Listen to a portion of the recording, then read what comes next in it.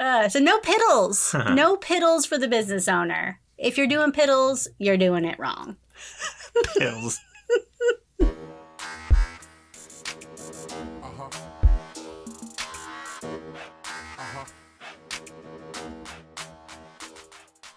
Hey guys, what's up? It's Torie Mathis, your host, and I'm here with the one and only Mr. Sean Mathis, founder of Miles Your Time Automotive Museum. Good evening.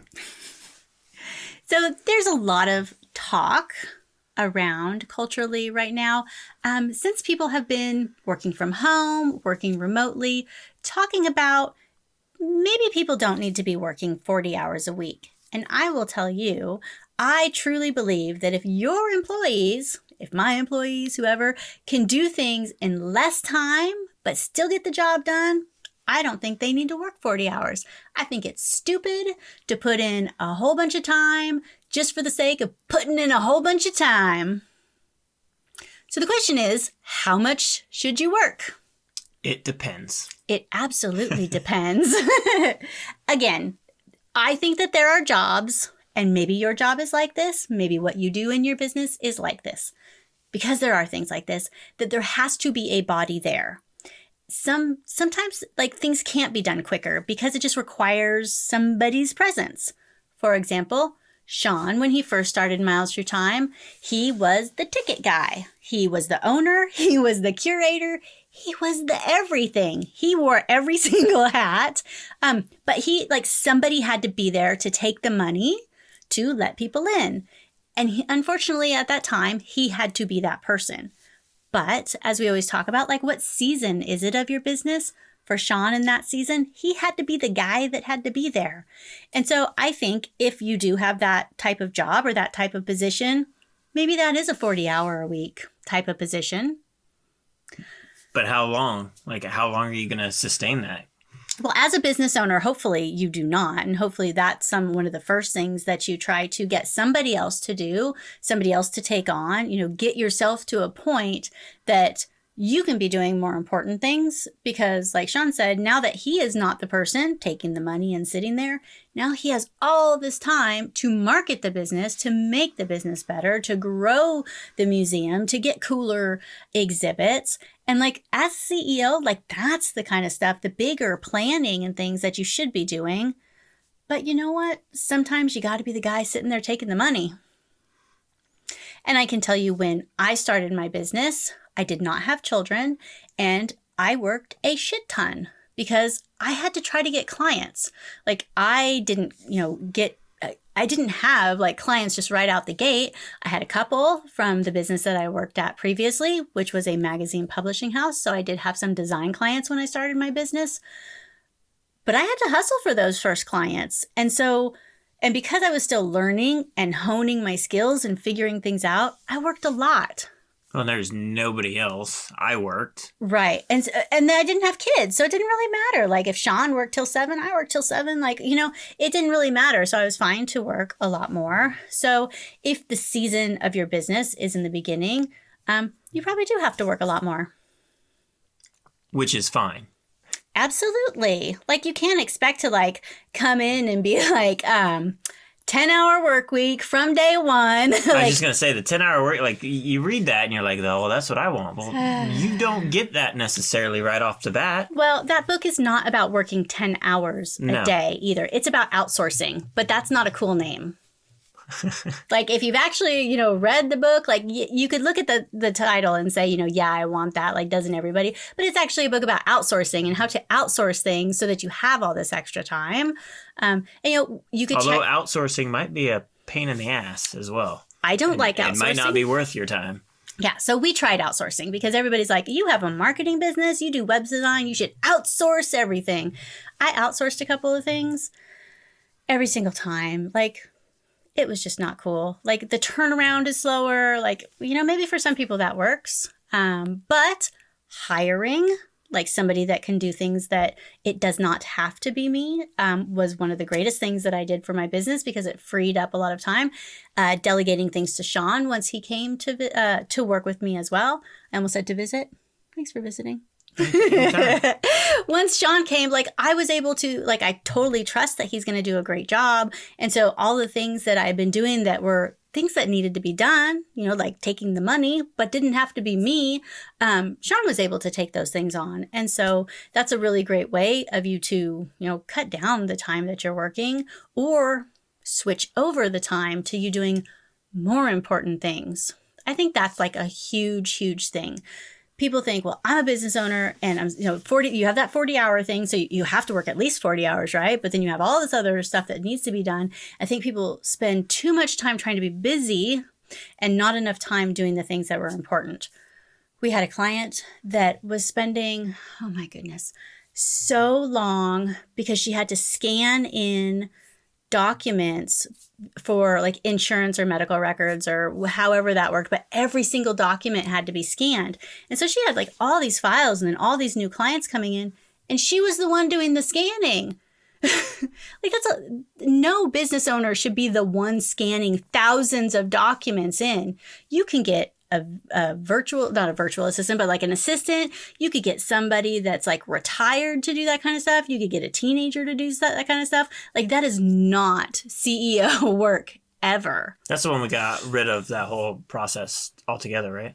What's that? Her scanning them in? Oh, for the new ones, yes. So that was another thing. Like updating your processes is going to help you so that you do not have to work as much. So one of the things would be to hire out or to get help for those things. But we also were able to take so many of her files digitally. So she no longer captured any type of new paper documents because this isn't 1994. She didn't have to anymore.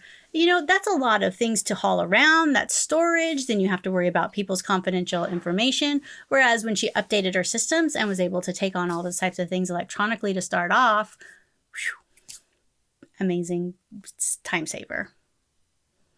Yeah, which for her enabled her to actually take on more clients, which her particular business is, there's really no way around her time.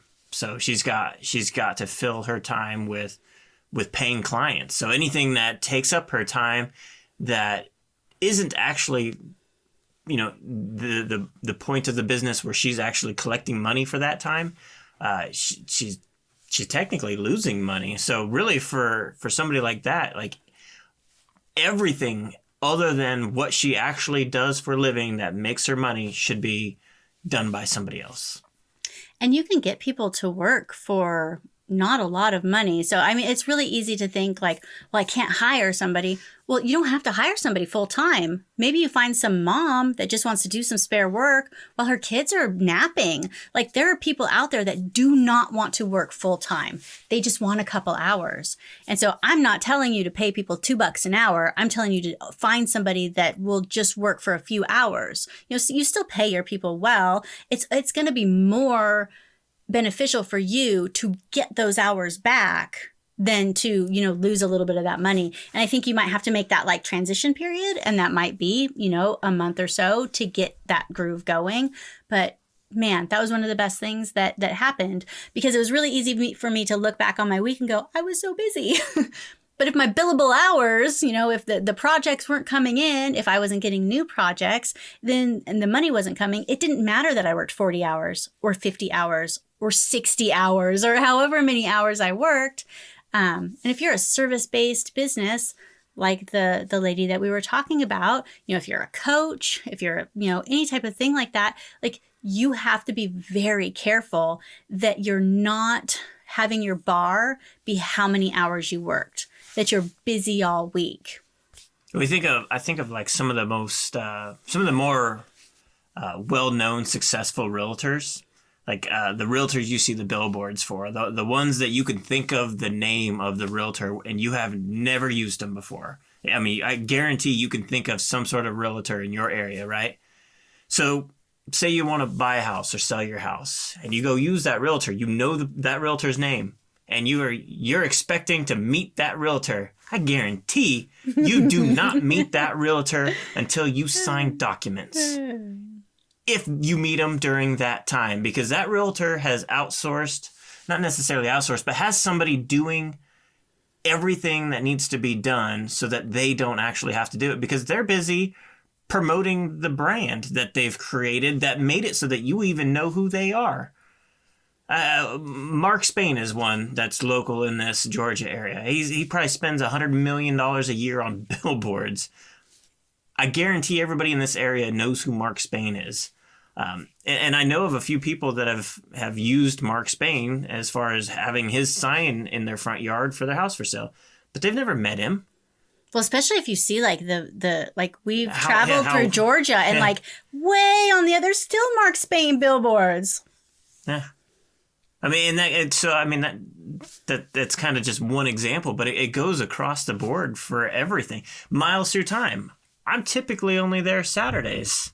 Didn't start off that way. No, I mean, I spent 3 years if the museum was open. It's because I was there. So now the fact that it's open 7 days a week all year long, as opposed to, Tuesday through Saturday, 10 to 3 for 3 years. And that had changed over the course of the 3 years because I kept track of when people were coming in and kind of honed in the busy, absolute necessity of time that I needed to be there so that I didn't waste my time being there on a Monday and a Tuesday where nobody came, right? So, I mean, and that was just trial and error a little bit and realizing, well, I can't do it all. So although I might, upset 2 people because they couldn't go visit the museum on Monday, like if they really want to go, they can come back when I'm open, when I'm there. Like it took me a while to grasp that too, because like I wanted to appease everybody. I'm like, oh, you want to go? It doesn't matter. I live an hour away. I'll get there and open the doors for you. Like you can't do that forever. Even if you do it here or there, like it can't be done. And when I was doing the consignment aspect of stuff, I didn't really have a choice. I even tried the whole, it's the lowest price it's going to be. I have no bartering power. Did you watch the video that shows it running? Did you see all the photos? Like, are you sure this is something that you want to do? Oh, yeah. All right. I'll meet you there in an hour. They get there.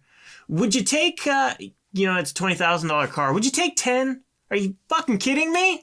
I just drove an hour here and I told you, like, I can't do anything.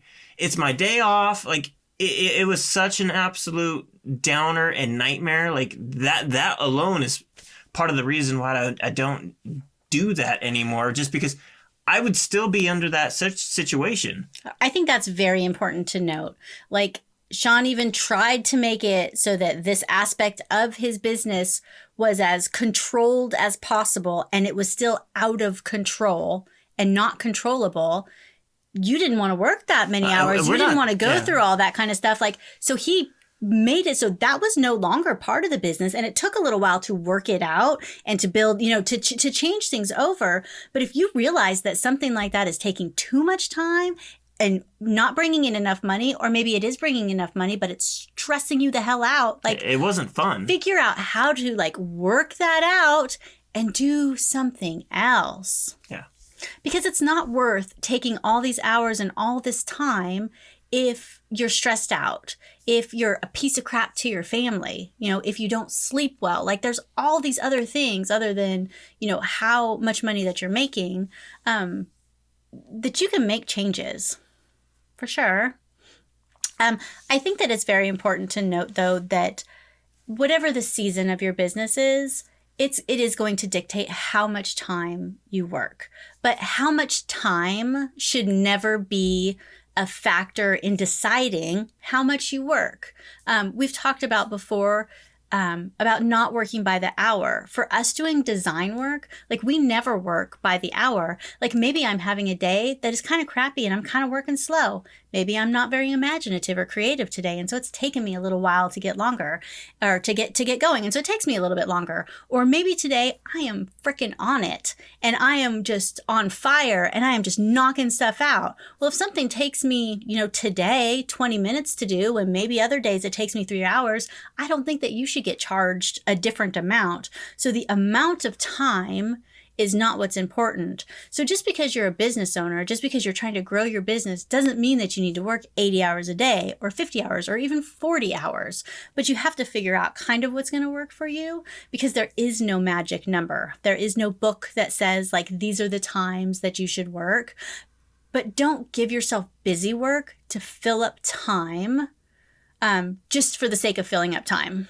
I think that might be hard for people, especially when they're coming from maybe corporate, coming from some type of other job, and then coming into it. It's an adjustment to make. Like if you don't work on Friday, like that's fine.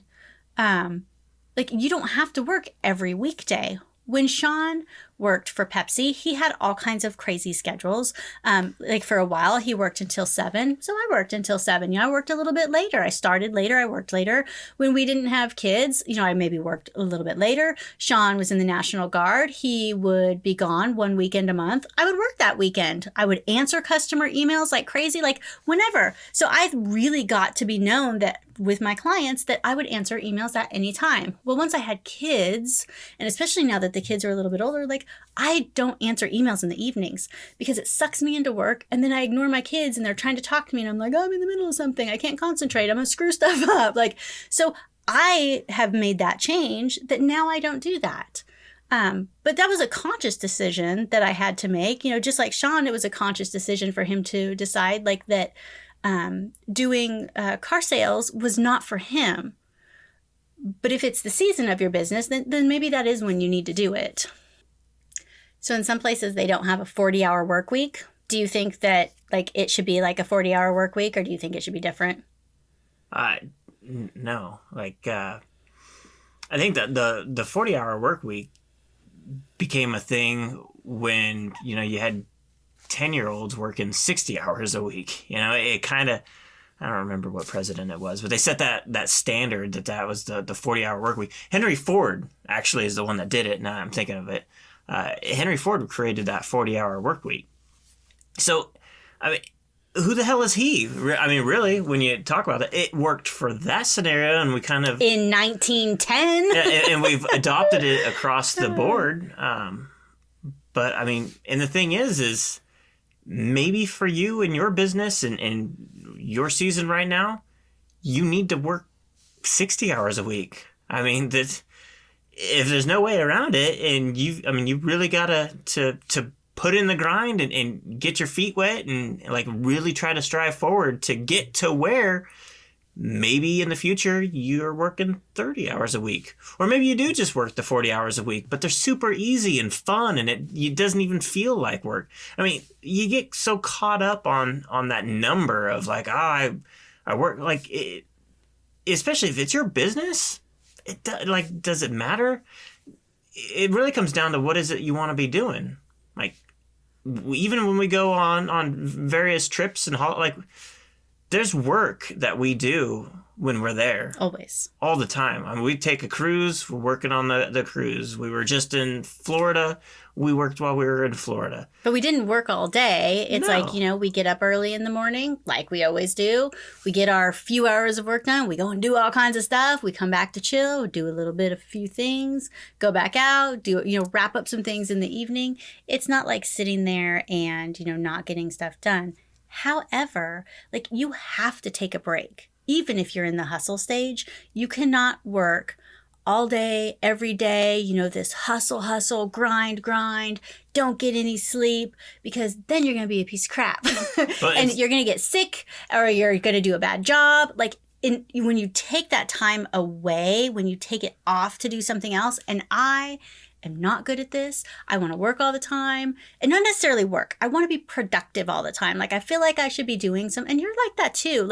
I feel like I should be doing something that's important. I want to be making something or creating something or doing better or, measuring this, or I'm that kind of person. So maybe whatever my hobbies are, where I go away from work, maybe I feel I like to lift weights. I lift weights at the gym. And so that's a way that I can track and I can do better there. And I have all these different ways that I can take those things that I usually put all into work and put it into more of a hobby that's a step away, that's taking it back, so that when I do come back to work, that I am a little bit better.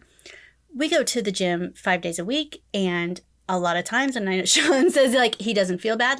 Sometimes still I feel bad.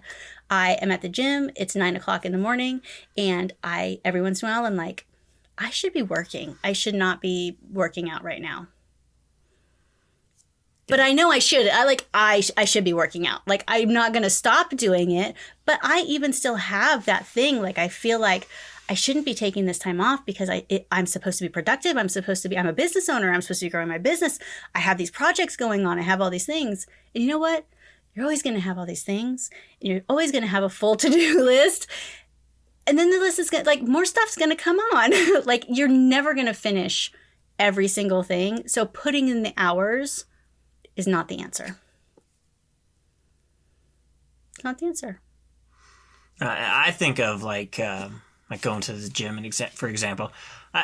I don't feel guilty that we're doing it, but you're on your phone while you're there. I see you. I work constantly at the gym. I'm always, and that's my point, is that if there's things on my plate or emails, like there's things that I can still answer or accomplish. You're getting a twofer. I do. Otherwise, not that I feel guilty, but I'm thinking of the stuff that I need to go do. And so I'm like, well, I can do it now.